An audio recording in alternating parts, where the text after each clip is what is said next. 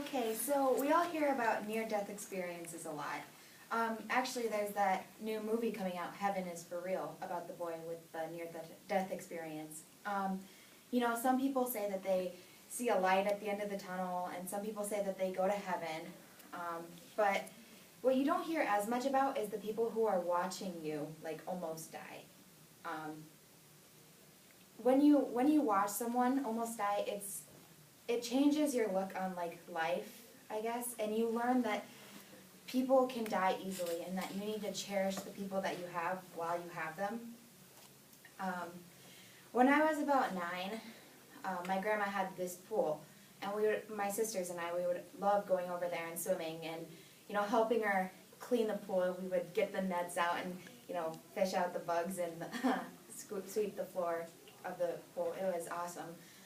But my grandma was always really cautious to let us help her with the chemicals.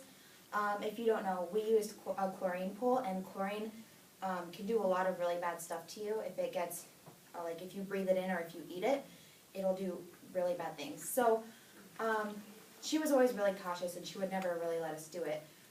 But one day she decided to let us help her. My youngest sister, Caitlin, she was probably about 7. She really wanted to see the little pellets that you put in the pool. And my grandma let her see them. So what happened was there was a container that they were in, and she told Caitlin to just look for a second and then just look away. But Caitlin, she looked for, I guess, long enough to breathe some in, and immediately she was coughing and her eyes were watering. She was it hurt her so much in her throat and in her mouth and nose. So we were trying to give her water, but she couldn't swallow anything, and it hurt her a lot. We were all kind of scared because we didn't know what was going on, and then she ended up passing out. She fainted and started seizing and foaming out of her mouth.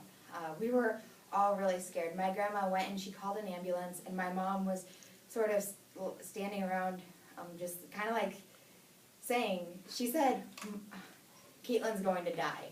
She was sitting saying, Caitlin's going to die, she's going to die, I don't know what to do. We were all really scared, and that was the scariest thing that I've ever been through, thinking that my little sister was going to die. Her and I are really close.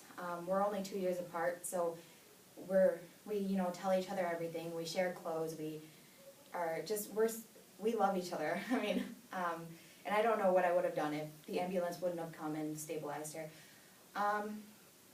But the lesson that you can take away from my experience is that you need to cherish the people that you love while you have them, because it is so easy to just lose someone that you love. So